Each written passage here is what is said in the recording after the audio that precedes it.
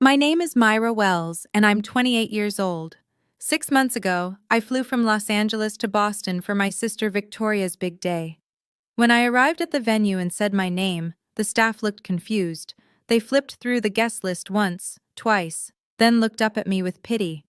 "I'm sorry, ma'am, your name is not here." I called my sister to ask. She sneered through the phone. "You really think you'd be invited?" So I left quietly. I placed a gift on the table, just a small silver box. Hours later, when Victoria opened it in front of 400 guests, she saw what was inside, and she hasn't stopped calling since. But I never answered. Before I tell you what was in that box, please take a moment to like and subscribe, but only if you genuinely enjoy this story. Drop a comment telling me where you're watching from and what time it is there. To understand why that gift destroyed everything my sister built, I need to take you back to when I first realized I was never really part of this family. I grew up in a 3-story colonial house in Beacon Hill, Boston. From the outside, we looked like the perfect family, wealthy, respected, the kind of people who summered on Martha's Vineyard and donated to the right charities. But inside those walls, there were 2 daughters, and only one who mattered. Victoria was 3 years older than me. She had the bigger bedroom, the designer clothes, the piano lessons, the dance recitals our parents actually attended. I got the hand-me-downs and the silence. My 10th birthday was when I finally understood my place in this family. I'd been counting down the days. Double digits felt important. I imagined balloons, a cake with my name on it, maybe even a party like Victoria had gotten, the one with the pony and the catered lunch and 40 kids from her class. That morning, I woke up early and ran downstairs. The kitchen was empty. My mother was on the phone, planning Victoria's upcoming cotillion. My father had already left for work. Neither of them looked up when I walked in. "Mom," I said, "it's my birthday." She covered the receiver. "I know, sweetheart. We'll do something later." They never did. But that evening, there was a knock on my bedroom door. It was Grandma Eleanor, my father's mother, holding a small wrapped box. "Happy birthday, my darling girl," she said, sitting on the edge of my bed. Inside was a camera. Not a toy, a real one, with a leather strap and a silver body that felt heavy in my small hands. "You have an artist's eye, my dear." She touched my cheek. "One day the world will see what I see in you." I didn't know it then, but that camera would change my entire life. And Grandma Eleanor? She knew exactly what she was planting. 8 years later, I graduated high school with a full scholarship to the Rhode Island School of Design, one of the best art programs in the country. I thought maybe, finally, my parents would notice me. The ceremony was on a Saturday afternoon. I'd been selected to give a short speech about pursuing your passion. I practiced for weeks, imagining my mother's proud smile, my father's firm handshake. The morning of graduation, I came downstairs in my cap and gown. Victoria was at the kitchen table scrolling through her phone. My parents were huddled over my father's laptop. "The ceremony starts at 2, I said. "We should leave by 1 to get good seats." My mother didn't look up. "Sweetheart, something came up." "What do you mean? My father finally glanced at me. "Victoria has a networking event with Goldman Sachs. It's a huge opportunity for her career. We can't miss it." I stood there in my graduation gown, clutching my speech notes. "It's my graduation." "Photography isn't a real career, Myra." My father's voice was flat. "Maybe you should think about business school like your sister." Victoria smirked but said nothing. I walked to that ceremony alone. I gave my speech to a room full of strangers, and when they called my name to receive my diploma, I looked out at the audience and saw only one familiar face: Grandma Eleanor. Front row, clapping louder than anyone. Afterward, she took my hands in hers. "Remember, sweetheart," she whispered, "the greatest treasures aren't always the ones people fight over. Sometimes they're the ones quietly passed on." I didn't understand what she meant. Not then. But I would. Years later, Standing outside my sister's wedding with a silver box in my hands, I would understand everything. After graduation, I packed 2 suitcases and bought a one-way ticket to Los Angeles. I didn't say goodbye. There was no one to say it to. For the next 10 years, I built my life in silence. I started as an assistant to a wedding photographer, carrying equipment and adjusting lighting. I learned everything I could. I saved every penny. And slowly, client by client, I built something of my own. My family never asked about my work. To them, I was still Myra who takes pictures of strangers. Victoria called occasionally, not to check on me, but to update me on her achievements. Senior marketing director at 29, corner office, engaged to a hedge fund manager. Every conversation was a performance, and I was her only audience. I just closed a 7-figure campaign, she said one evening. What about you? Still doing those little photo shoots? I was sitting in my office at the time, the one with floor-to-ceiling windows overlooking downtown LA. The one with awards on the walls and a client list that would make her head spin. I'm doing well, Victoria. Congratulations on your campaign. Thanks. Mom and Dad are throwing me a celebration dinner next week. Obviously, you're not invited. It's just immediate family. I let that sink in. Immediate family. Of course, I said. Have a wonderful time. I hung up and looked around my office. Everlight Studios. My company. $3 million in revenue last year. Celebrity clients. Magazine features. A team of 12. Victoria had no idea. None of them did. And for a long time, I told myself I didn't care. I told myself their approval didn't matter anymore. But then Grandma Eleanor died, and everything changed. The call came on a Tuesday morning. I was reviewing contracts when my phone rang. A Boston number I didn't recognize. Miss Wells? This is Harrison Lawson, your grandmother's attorney. I'm sorry to inform you that Eleanor Hartwell passed away last night. The world stopped. Grandma Eleanor was 82. She'd been slowing down for years, but I always thought there'd be more time. One more visit, one more phone call, one more chance to tell her how much she meant to me. I flew to Boston that same day. The funeral was held at Trinity Church, filled with hundreds of people whose lives she'd touched. Grandma Eleanor had been a prominent arts patron. She'd funded galleries, scholarships, emerging artists. She believed in beauty and the people who created it. I sat in the third row, alone. My parents were in front, accepting condolences. Victoria stood beside them in a black designer dress, dabbing her eyes with a handkerchief. But I noticed something. Between the sympathetic hugs, Victoria kept glancing at my mother, and my mother kept glancing at my father. They were whispering about something. The jewelry collection, I heard Victoria say. Have you talked to the lawyer about when we can— Not here, my mother hissed. We'll discuss it after. I stared at Grandma Eleanor's casket while my family counted her possessions like inventory. She deserved better. We all did. After the service, as people filed out, a hand touched my shoulder.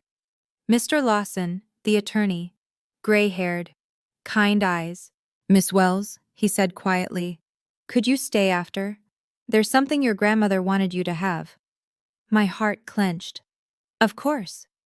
I had no idea that what he was about to show me would change everything. Mr. Lawson led me to a small office at the back of the church. He closed the door and sat across from me, a manila envelope in his hands. Your grandmother came to see me 2 years ago, he began. She was very specific about her wishes. What I'm about to show you is separate from her public will. He slid the envelope across the table. Inside were 2 documents and a letter. The first document was a notarized amendment to her estate. I read the words 3 times before they sank in. The Hartwell jewelry collection, her entire collection, valued at $2.3 million, was mine. Not Victoria's, not my mother's, mine. My hands trembled as I opened the letter. My dearest Myra, if you're reading this, I'm gone. But I need you to understand why I've made this choice. Victoria sees these pieces as trophies, status symbols to be displayed and envied. But you, my darling girl, you see their history, their meaning. You understand that beauty isn't about possession, it's about preservation. Your mother and sister will be angry. They'll say I made a mistake. But I've watched you grow into someone remarkable, even when no one else was watching. These pieces belong with someone who will honor them. They belong with you. All my love, Grandma Eleanor. I pressed the letter to my chest, tears streaming down my face. There's one more thing, Mr. Lawson said gently. Your grandmother requested that this remain confidential until you decide the right moment to disclose it. I nodded, unable to speak.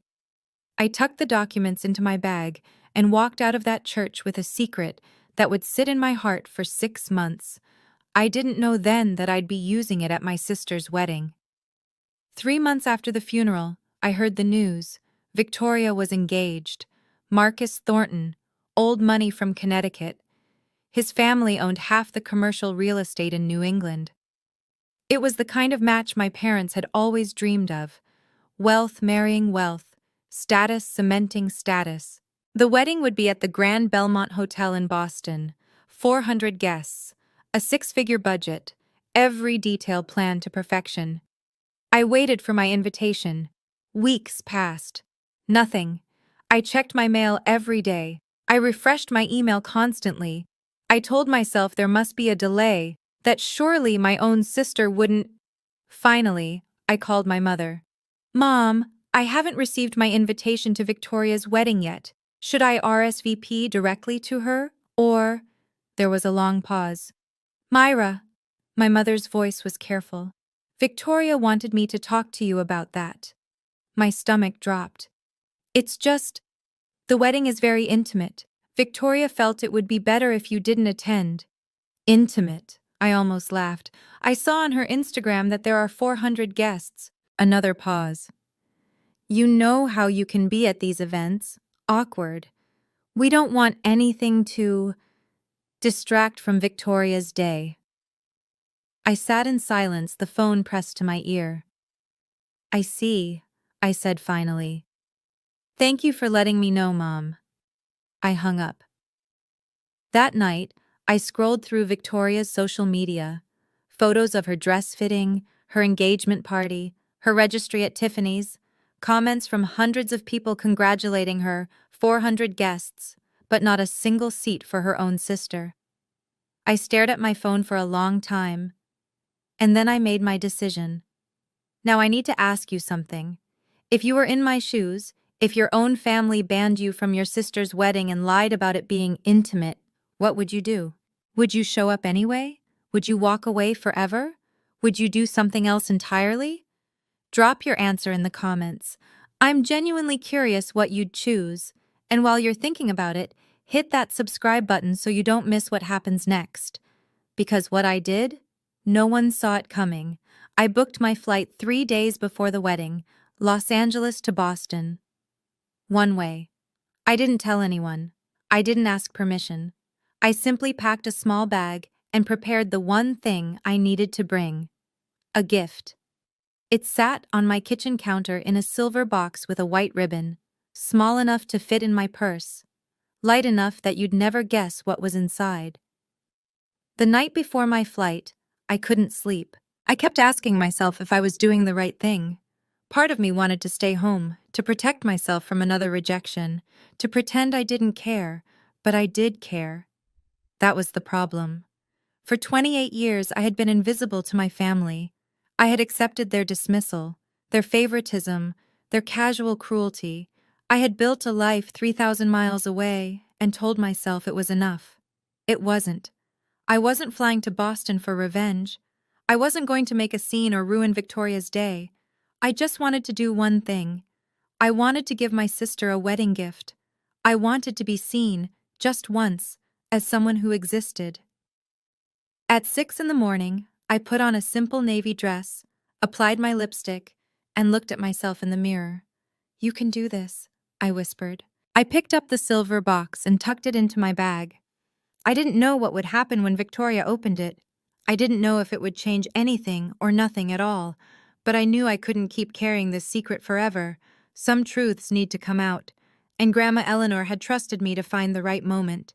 As my plane lifted off the runway, I realized the moment had finally come. The Grand Belmont Hotel was everything I expected and more. Crystal chandeliers, marble floors, enormous floral arrangements in the lobby that probably cost more than most people's rent. A string quartet played softly near the entrance, while guests in designer gowns and tailored suits streamed toward the ballroom. I stood at the edge of it all, clutching my silver box. My heart was pounding so hard I could hear it in my ears. I smoothed my dress, dusty rose, modest, elegant, and walked to the reception table. Two young women in black sat behind a guest list that looked like a small novel. "Good afternoon," I said.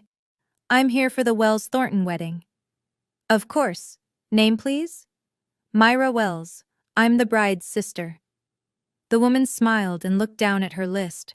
Her finger traced the W's, once, twice, a third time. The smile faded. "I'm sorry, ma'am, your name isn't on the list."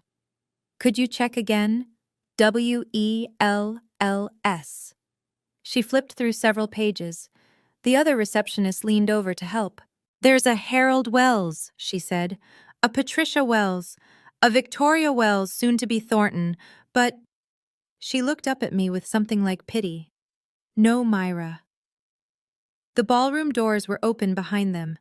I could see white tablecloths, towering centerpieces, hundreds of people laughing and drinking champagne. 400 guests, but my name wasn't on the list. The receptionist shifted uncomfortably. "Ma'am, is there someone I could call for you?" "No," I said quietly. "That's all right. I'll handle it myself." I stepped away from the table and pulled out my phone. My hands were steady as I dialed Victoria's number. It rang once, twice, and then my sister answered. "Hello?" Victoria's voice was sharp, impatient. Behind her, I could hear the buzz of the cocktail hour, glasses clinking, music playing, laughter. "Victoria, it's Myra." A pause, then a sigh. "What do you want? I'm kind of busy." "I'm at the hotel. My name isn't on the guest list." Silence. I waited. "I know," she finally said. "That's because you weren't invited." Even though I'd expected it, the words still landed like a slap. "I'm your sister." "And?" Victoria laughed, a cold, brittle sound. "You really think you'd be invited? This wedding is for people who matter, Myra. Important people, not someone who takes pictures for a living." I closed my eyes. "I flew across the country." "That's your problem, not mine. I didn't ask you to come, you. I just wanted to give you a gift, to wish you well." "A gift?" She snorted. "What could you possibly give me that I don't already have? Let me guess. A homemade photo album? A coupon for a free portrait session?" I said nothing. "Let me make this clear," Victoria continued. "No one wants you here. Not Mom, not Dad, and definitely not me. You've always been an embarrassment to this family. Go home, Myra. Go back to your little life in California and stop pretending you belong in mine." I stood in the hotel lobby, surrounded by strangers, and let her words wash over me. I could have fought back. I could have yelled, cried, begged, but I didn't. "I understand," I said. My voice was calm, even. "I'll leave your gift at the reception table." "Fine, whatever, don't cause a scene." She hung up. I stared at my phone for a moment. Then I smiled, because I knew exactly what was in that box, and I knew exactly when she'd open it. The gift table was a masterpiece of excess. Hundreds of wrapped boxes in every size: Tiffany blue, Hermes orange, glossy white with golden bows, crystal decanters, silver frames, envelopes that undoubtedly contained checks with many zeros. I walked toward it slowly, my silver box in hand.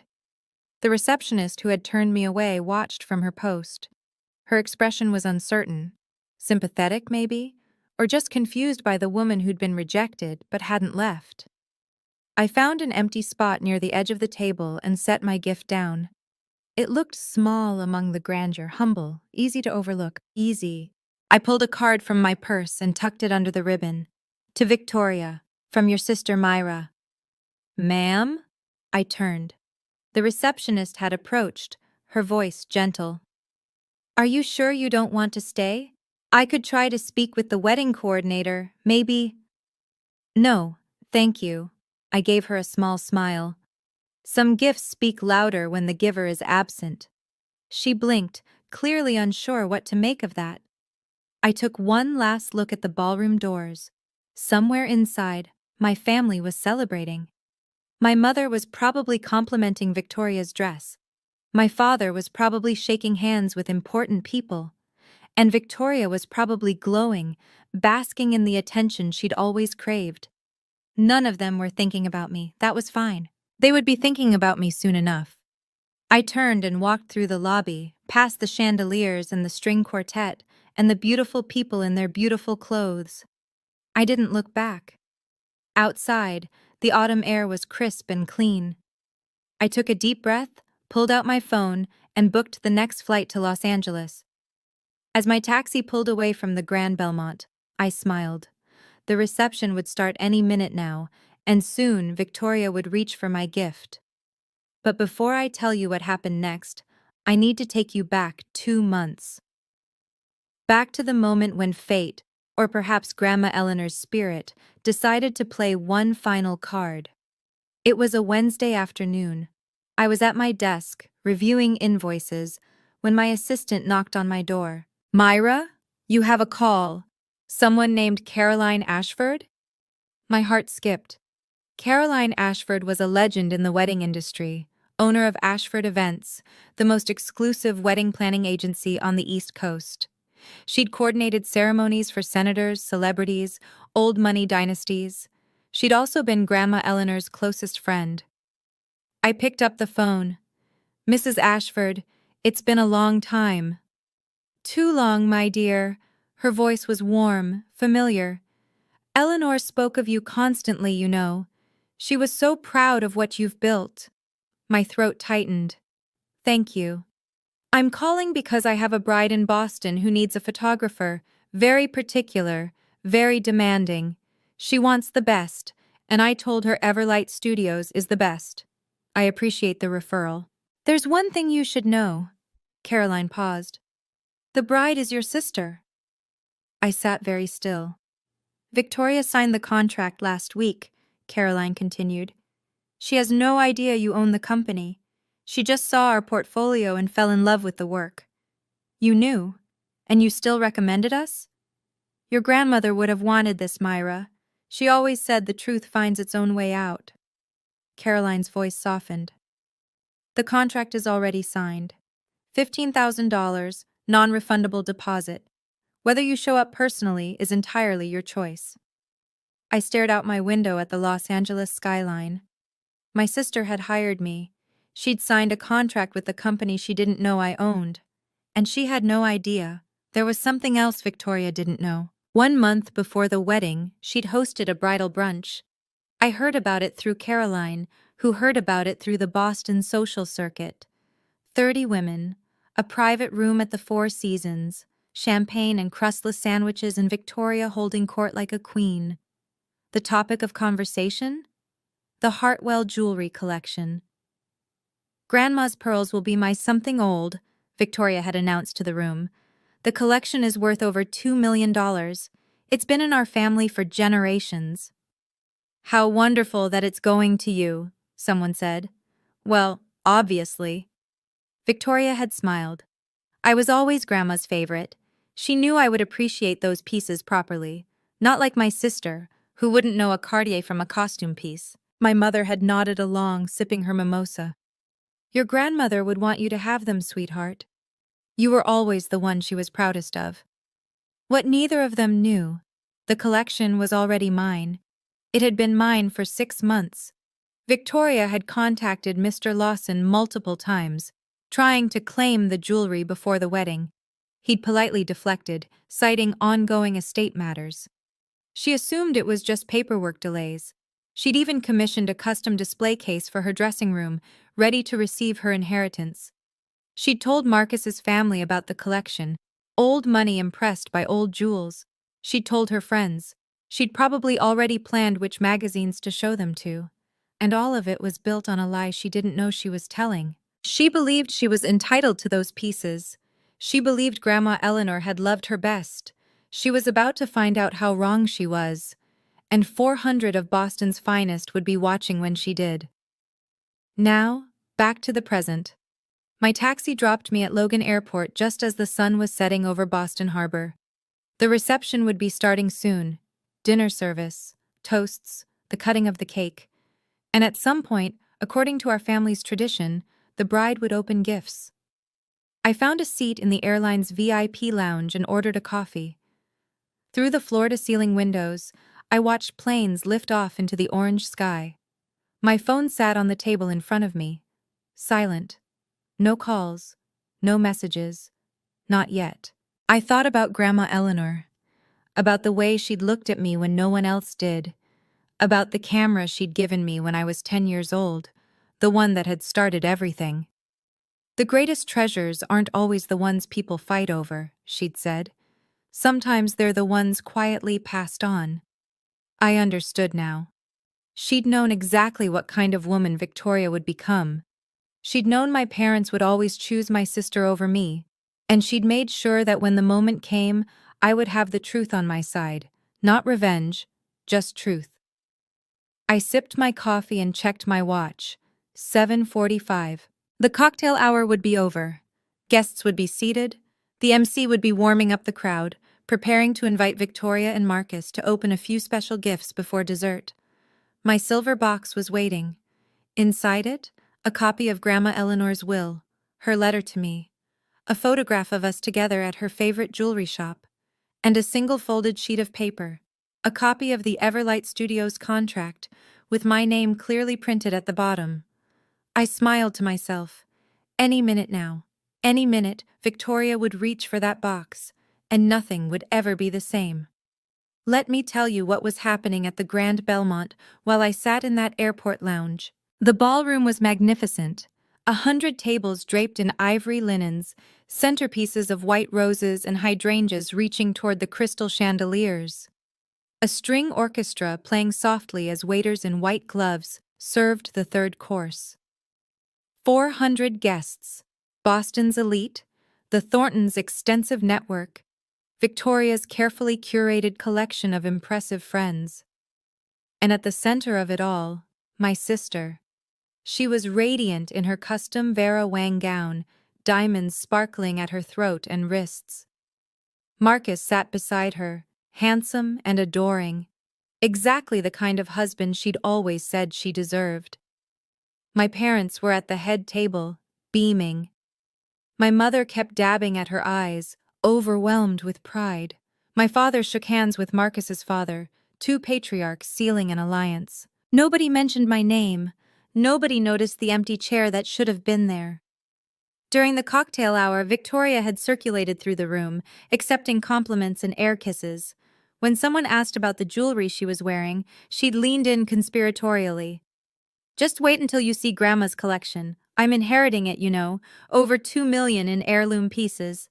I'll be wearing the pearls to the Met Gala next spring. Her guests had oohed and awed appropriately. Now, as dessert was being served, the MC took the microphone. Ladies and gentlemen, it's time for a special moment. Our beautiful bride and groom would like to open a few gifts before we cut the cake. Victoria clapped her hands in delight. Marcus smiled beside her. A table piled high with presents waited nearby. And sitting at the edge, almost hidden among the Tiffany boxes and Hermes packages, was a small silver box with a white ribbon. Victoria didn't notice it. Not yet. Victoria floated toward the gift table like a queen approaching her throne. "Let's see what treasures await," she announced, and the room laughed politely. She opened the first box, a crystal vase from Baccarat. The second, a set of sterling silver candlesticks. Each gift received a gracious smile and a murmur of appreciation. Then her hand landed on the silver box. She picked it up, glanced at the card, and let out a short laugh. "Oh, look," she said, loud enough for the nearby tables to hear. A gift from my sister, the one who couldn't even afford to show up properly. A few guests exchanged uncomfortable glances. Marcus frowned slightly. Victoria? Let's see what she got us. A homemade coupon, probably, or one of her little photographs. Victoria untied the ribbon, still smiling for the crowd. She lifted the lid. Inside was an envelope, thick and official-looking. Her smile flickered. She pulled out the papers, unfolding them slowly. The first was a legal document covered in stamps and signatures.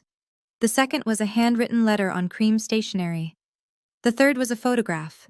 An elderly woman and a young girl standing outside a jewelry shop. Victoria's eyes scanned the legal document. Her face went white, then red, then white again. What is it? Marcus asked, leaning over. Victoria didn't answer. Her hands were trembling. The letter slipped from her fingers and drifted to the floor. At a nearby table, Patricia noticed something was wrong. She stood up. Victoria? Sweetheart? Victoria looked up from the papers, her face a mask of shock and disbelief. This can't be real, she whispered. This can't. Grandma loved me. She would never. She stopped. 400 guests stared at her in silence. And sitting at the bottom of that silver box was one more piece of paper she hadn't unfolded yet. My mother reached the head table in seconds. What is it? What's wrong? Victoria thrust the papers at her with shaking hands. Patricia's eyes scanned the document, the notarized signature, the legal seal, the words that declared the Hartwell jewelry collection the sole property of Myra Eleanor Wells. The color drained from my mother's face. This has to be a mistake. It's not a mistake, Victoria's voice cracked. It's dated 2 years ago, before Grandma even got sick. Whispers began to ripple through the ballroom. The guests closest to the head table had seen enough. The bride's stricken expression, the papers trembling in her hands. Isn't that the jewelry she was telling us about earlier? Someone murmured. The $2 million collection? She said it was hers. Victoria heard them, her face twisted. This is fake! She held up the papers like evidence of a crime. My sister forged this. She's always been jealous of me. My father appeared beside my mother, his expression grim. Let me see that. He read the document. Then he picked up the letter from the floor. Grandma Eleanor's handwritten explanation. Victoria sees these pieces as trophies. Myra sees them as memories. I know who will honor my legacy. His jaw tightened. Harold? My mother's voice was thin. Tell me this isn't real. But my father didn't answer. He recognized his mother's handwriting. He knew her signature. He understood, perhaps for the first time, what Eleanor had seen in both her granddaughters, and what she'd chosen. This can't be happening! Victoria snatched the letter back, tears streaming down her face. Not today! Not at my wedding! Marcus stood frozen beside her, watching his bride unravel in front of 400 witnesses. He looked lost. He looked like a man who was just beginning to realize he didn't know his fiancée at all. Wait! Marcus's voice cut through Victoria's sobs. He was staring at the silver box. There's something else in there. Victoria looked down. At the bottom of the box, half hidden by tissue paper, was another folded document. She pulled it out with trembling fingers. It was a contract, a photography contract. The header read, Everlight Studios, Wedding Services Agreement. Victoria's eyes dropped to the signature page. Client, Victoria Wells. Owner-proprietor, Myra Wells. Amount paid, $15,000, non-refundable. She stared at it. No. Her voice was barely a whisper. No, no, no! Victoria? Marcus took the paper from her. His eyes widened as he read. You hired her company? You told me your sister was struggling, that she couldn't hold down a job. I didn't know, I didn't... Victoria spun around, wild-eyed. Where's the photographer? Where's the photographer? A young woman with a camera stepped forward nervously from the corner where the photography team had been working all evening. I'm sorry, ma'am. I'm the lead photographer. Ms. Wells, Myra Wells is the owner, but she doesn't typically attend shoots personally. You work for her? The photographer nodded carefully. Everlight Studios has photographed over 200 weddings. We're one of the top firms in the country.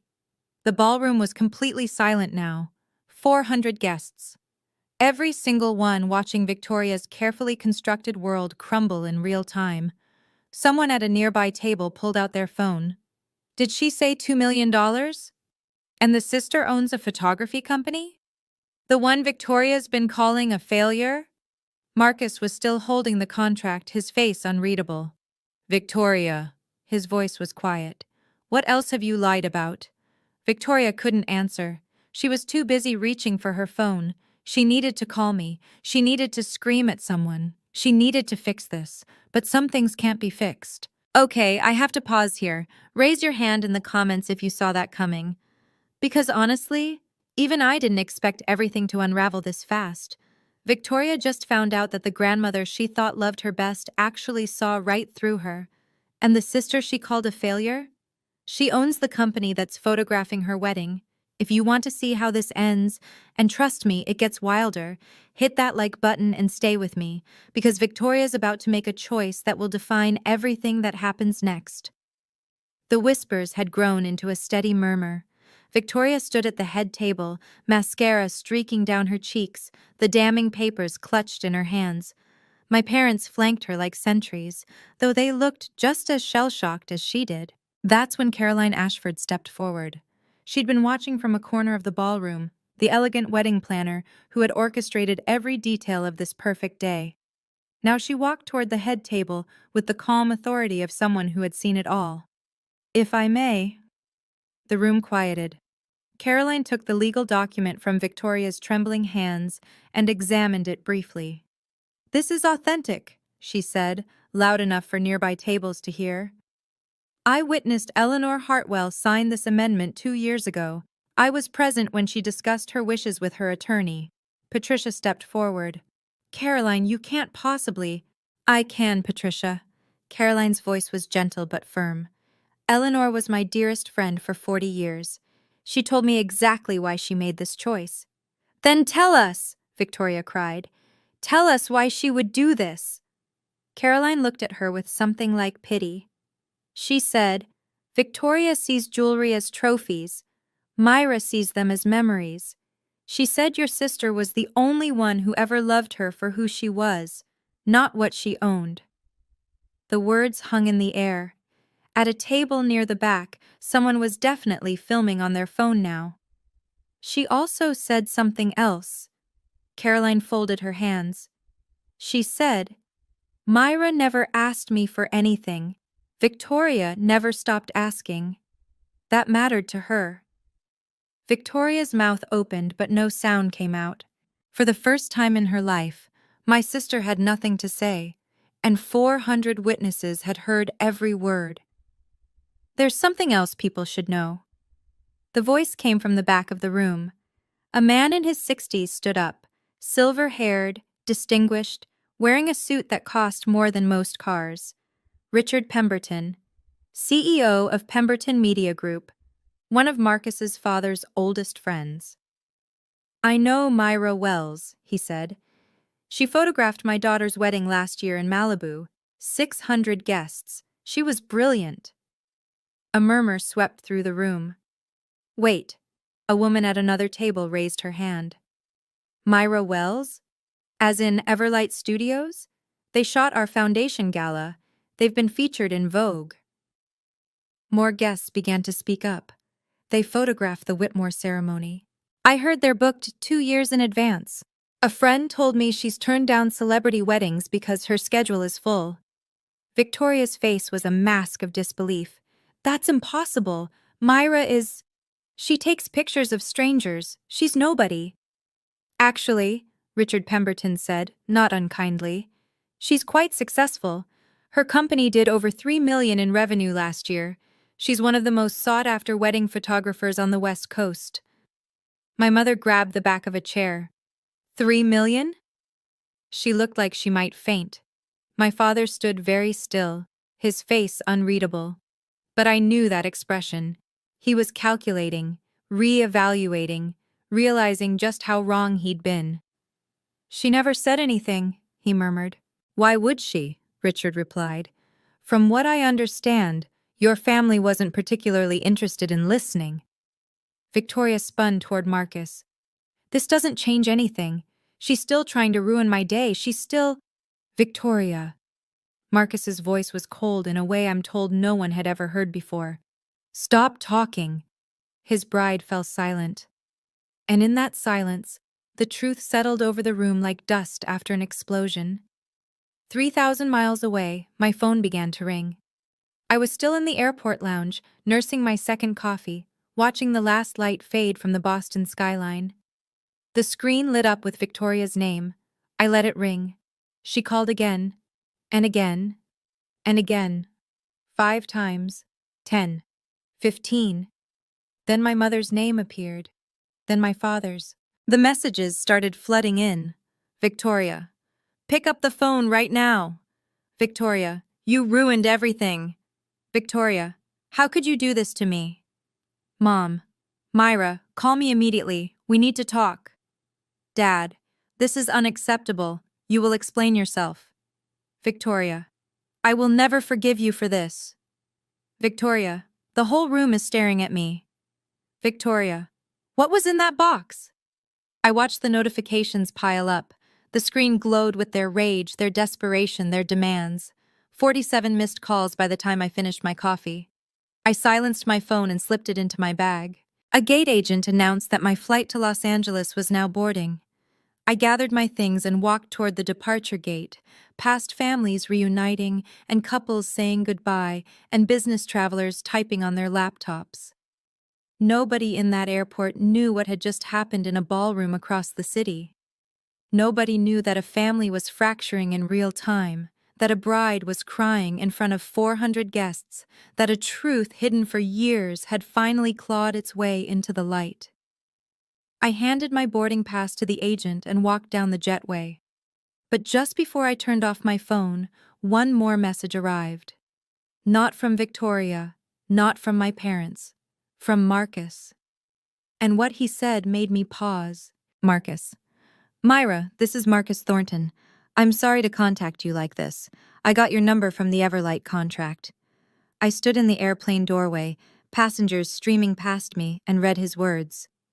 "Marcus, I need to understand what happened tonight. Victoria is inconsolable, but she won't explain anything.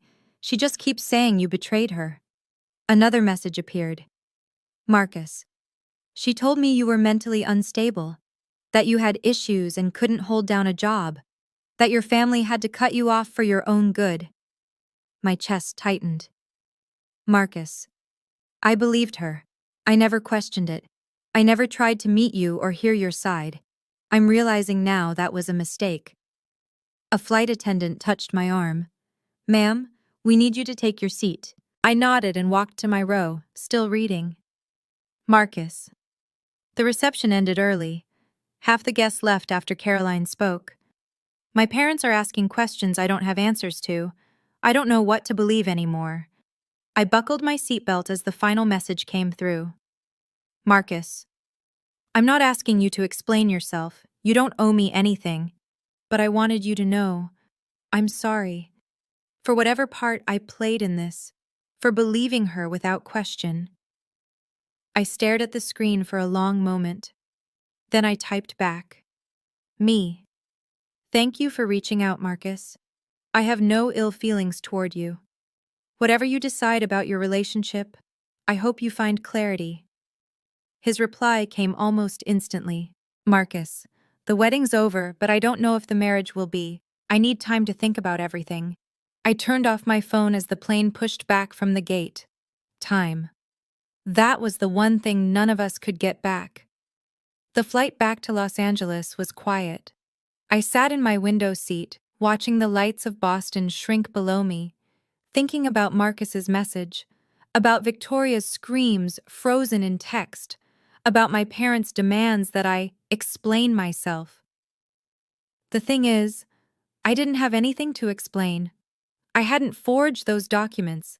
I hadn't tricked Victoria into hiring my company. I hadn't done anything except deliver the truth that Grandma Eleanor had entrusted to me.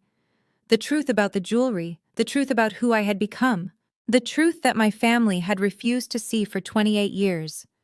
Somewhere over Pennsylvania, I made a decision. I would not call Victoria back. I would not answer my parents' demands. I would not apologize or defend myself or beg to be understood. For my entire life, I had accepted their dismissal. I had made myself small. I had hoped that if I was quiet enough, good enough, successful enough, they would finally notice me. But I was done hoping. As the plane crossed over the Rocky Mountains, I wrote a note on my phone. Not a message to send, just words for myself. I won't close the door on them, but I won't hold it open forever either. They have to choose to walk through. That was my new boundary. If Victoria wanted to apologize, really apologize, I would listen. If my parents wanted to know me, really know me, I would give them a chance. But I would not chase them anymore. I would not perform my worth for people who had never bothered to look. I put my phone away and closed my eyes. By the time we landed in Los Angeles, the sun was rising over the Pacific. It felt like the beginning of something, or maybe the end. Either way, I was ready. I didn't find out about the video until the next morning. My assistant, Jenna, was waiting when I walked into the Everlight Studios office. She had her phone in her hand, and an expression somewhere between amazement and concern. "Myra, you need to see this." She turned the screen toward me. A TikTok video. Already at 2 million views and climbing. The caption read, "Rich bride finds out her loser sister is actually a millionaire." Someone at the wedding had been filming.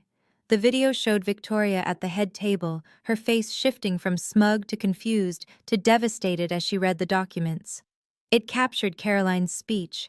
It captured the guests murmuring, Richard Pemberton's revelation about my company, Marcus's cold command for Victoria to stop talking. The comments were endless. The quiet ones are always the ones you underestimate.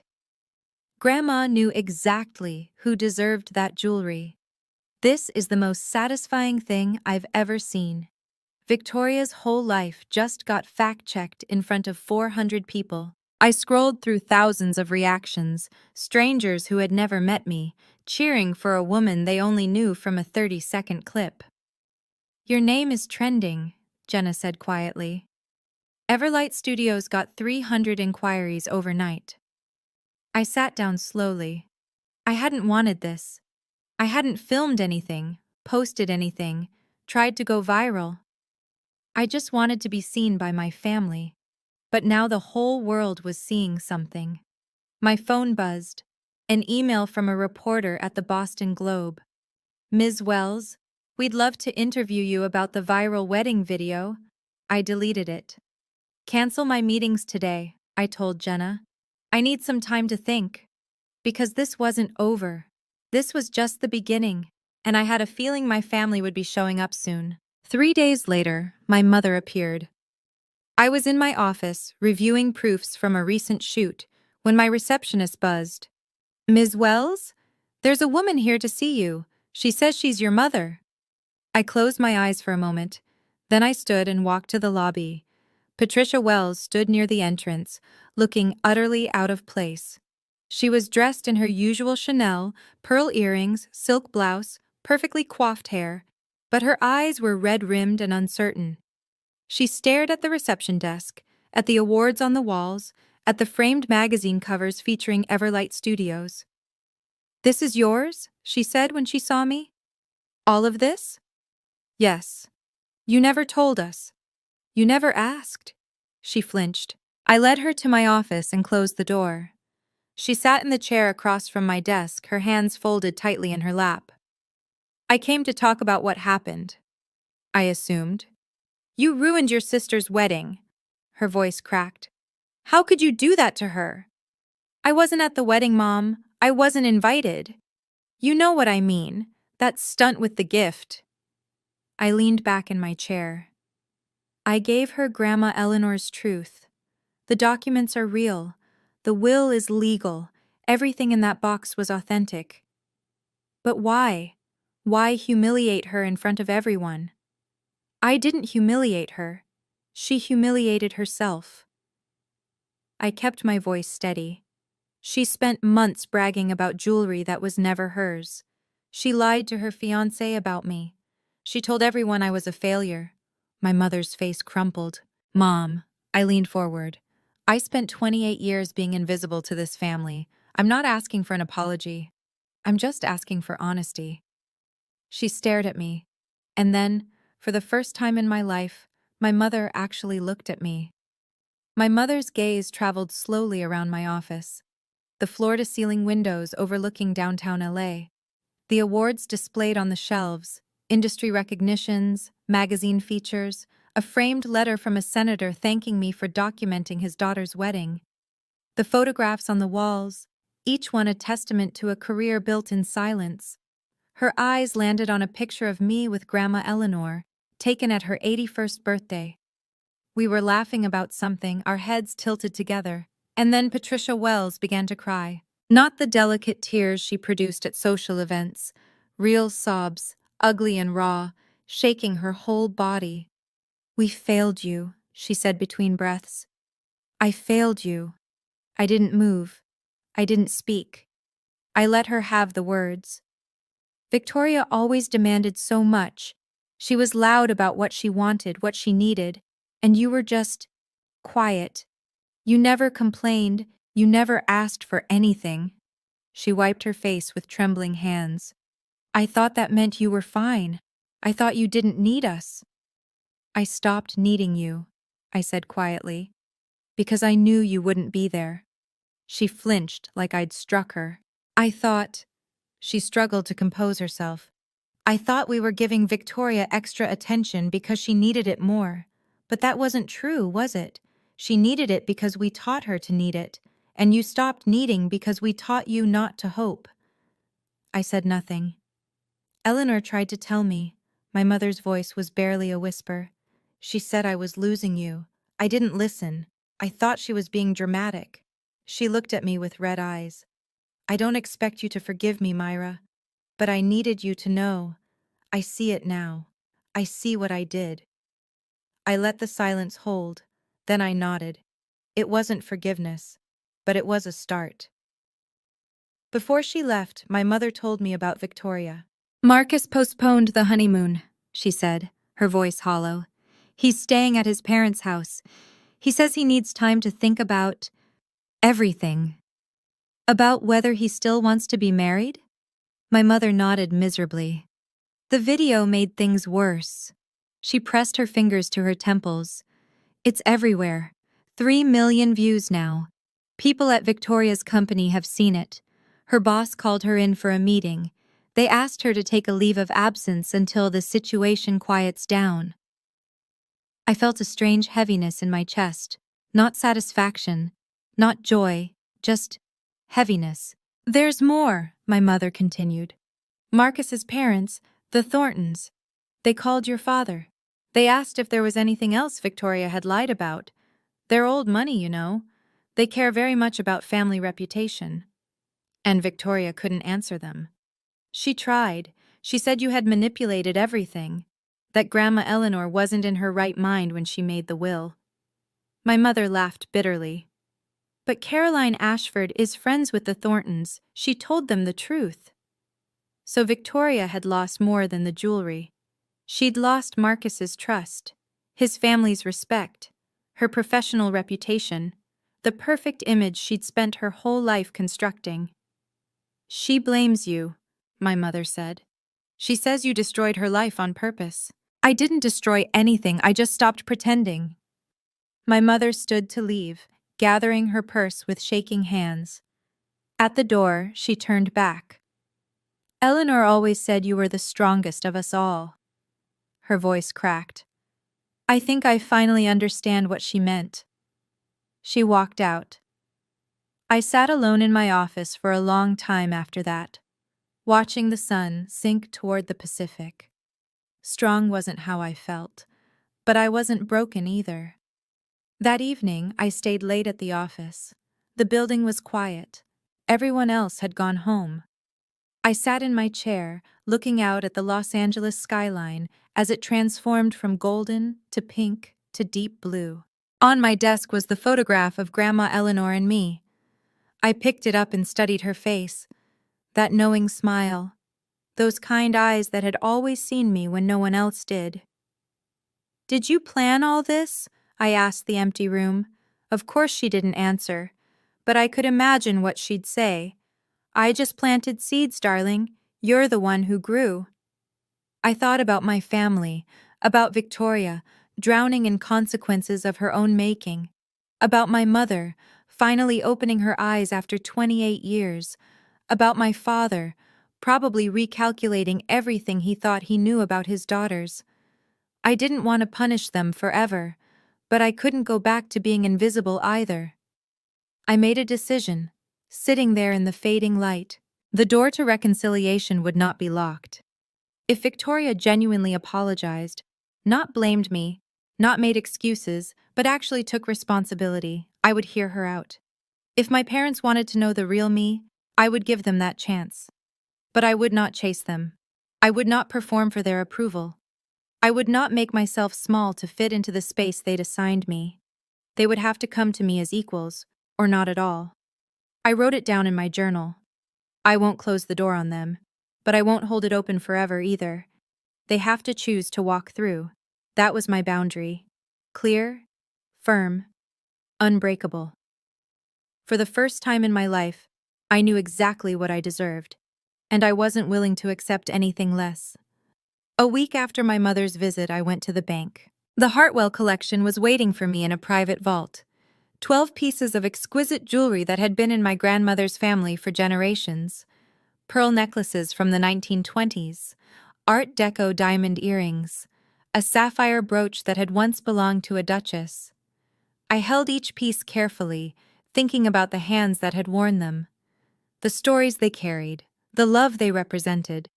Victoria had wanted these as trophies, status symbols to photograph and display and brag about, but Grandma Eleanor had seen them differently. "Beauty isn't about possession," she'd written in her letter. "It's about preservation." I understood now. I arranged for the most historically significant pieces to be loaned to the Boston Museum of Fine Arts, where they would be displayed in the decorative arts wing with a plaque honoring Eleanor Hartwell's legacy. The rest I would keep safe. One day, if I had children, they would inherit them, along with the stories of where they came from and what they meant. As I was leaving the vault, the bank manager handed me a sealed envelope. "This was in the safe deposit box as well, Ms. Wells. We didn't notice it before." Inside was a short handwritten note. "My darling Myra, one more thing I didn't tell you. I left Victoria something too. A small pearl bracelet that was my mother's. Simple, not valuable, but meaningful if she could understand its worth. I hope someday she will. Love always, Grandma Eleanor." I stood in the bank lobby and let the tears fall. Even in death, my grandmother had hoped Victoria might change. Maybe she would. Maybe she wouldn't. Either way, I would honor Grandma Eleanor's memory the only way I knew how, by being the person she always believed I could be. 6 months have passed since Victoria's wedding. I'm still in Los Angeles, still running Everlight Studios, still building the life I created from nothing. The viral video eventually faded, as these things do. My name is no longer trending. The reporters stopped calling. But some things are different now. My mother calls once a week. Awkward, halting conversations at first, neither of us knowing what to say. But slowly, we're learning. She asks about my work. I tell her. She listens. It's a beginning. My father sent a letter, 3 pages, handwritten, apologizing for years of blindness. I haven't written back yet. I'm not sure what to say. But I'm thinking about it. Victoria and Marcus are in couples therapy. She called me last month, the first time since the wedding. She didn't apologize exactly, but she didn't attack either. She just said, "I'm trying to understand." Maybe that's all she can offer right now. Maybe someday it will be more. I've learned something through all of this. The best response to contempt isn't revenge. It's not proving them wrong or rubbing your success in their faces. It's building something real. It's protecting what matters. It's knowing your worth so deeply that no one's opinion, not even your family's, can shake it. I didn't show up at that wedding to destroy my sister. I showed up to finally be seen. And that gift I left on the table? It wasn't about tearing her down. It was about standing up. For the first time in my life, I chose myself. So let me ask you this. Have you ever had to set a boundary with someone you loved? What did it cost you? What did you gain? Drop your story in the comments.